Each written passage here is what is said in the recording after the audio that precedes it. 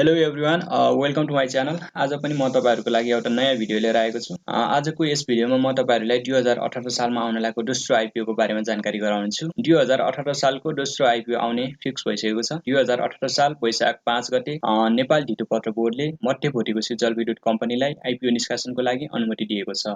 कम्पनीले आईपीओ निष्कासन गर्नको लागि नेपाल धितोपत्र बोर्डमा 2076 साल माघ 7 गते आवेदन दिएको थियो। करिब 1 वर्षपछि नेपाल धितोपत्र बोर्डले यसलाई अनुमति दिएको छ। आजको यस भिडियोमा म तपाईहरुलाई यो आईपीओ को बारेमा सम्पूर्ण जानकारी गराउने छु र यस्तै नयाँ आईपीओ को साथै शेयर मार्केट सम्बन्धी जानकारी पाउनको लागि मेरो च्यानललाई सब्स्क्राइब गर्नुहोला। र मध्य भोटेकोशी जलविद्युत कम्पनीको स्थापना विक्रम सम्वत 2067 सालमा भएको थियो। यस कम्पनीले 102 मेगावाट को आयोजना निर्माण गरिरहेको छ र यो आयोजना सिन्धुपाल्चोक जिल्लामा अवस्थित छ।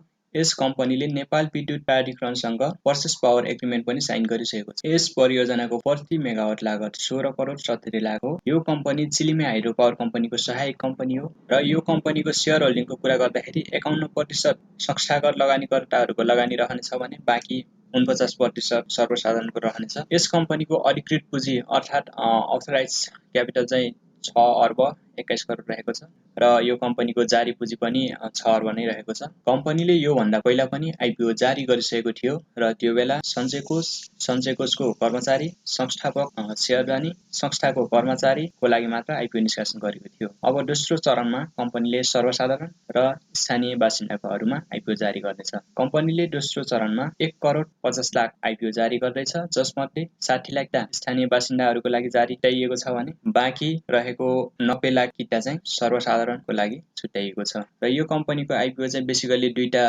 उसमा आउँछ होला। पहिला चाहिँ सर्वसाधारणको लागि आउँछ अनि यदि सर्वसाधारणले सर्वसाधारणलाई छुट्याइएको सम्पूर्ण शेयर चाहिँ सब्स्क्राइब भएन भने चाहिँ त्यो बाँकी रहेको शेयर पनि यो जनरल पब्लिकमा नै इस्यु हुनेछ। र यस कम्पनीको इस्यु म्यानेजरमा चाहिँ ग्लोबल आईएमएलाई नियुक्ति गरिएको छ। आजको यो आईपीओ को बारेमा सम्पूर्ण जानकारी यति नै रहेको छ। भिडियो अन्तिमसम्म हेरिदिनु भएकोमा यहाँहरूलाई धेरै धेरै धन्यवाद।